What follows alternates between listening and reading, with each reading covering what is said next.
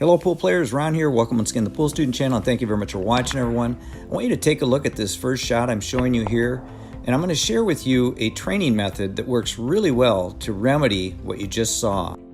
Here's the result of what one can expect from this training method. Before we begin, take note of the line on the cue. This line will be used as a reference point that we can visualize. The goal is not to let the line rotate as we move forward with the stroke. Next, I'm showing you what I have done to create a line on one of my spare shooting cues. Here, I've laid my shaft on my countertop and I've used a Sharpie to mark a line.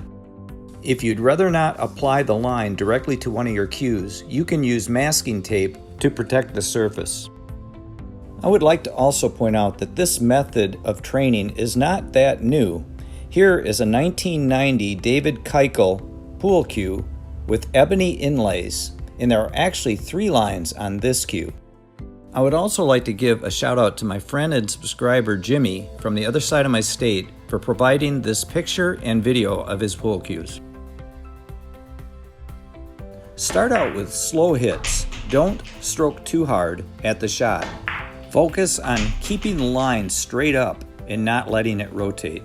Now let's talk about why the cue will rotate and what are the issues if it does.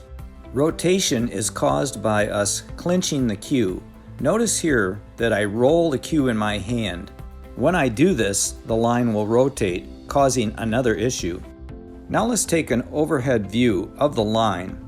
Notice here that as it rotates, how the tip of the cue actually will move to the left.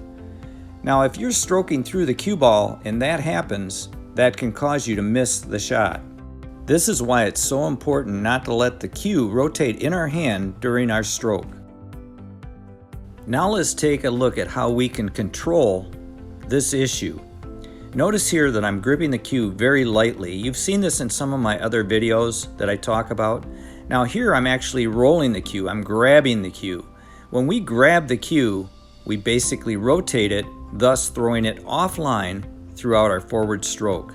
It's so important not to grip the cue tight. Always dangle the cue. You know, there's a saying that you want to grab the cue as if you're holding a baby bird.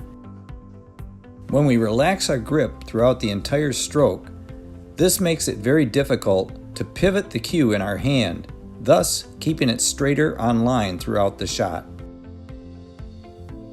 So let's recap what it is that we're trying to accomplish here. What it is that we're trying to keep the cue from rotating in our hand, so maintaining a very loose grip allows us to do this. Put a line on your cue, keep that line straight up, do not let it rotate throughout your stroke, and you will have better success at shot making. I hope you found this video to be helpful.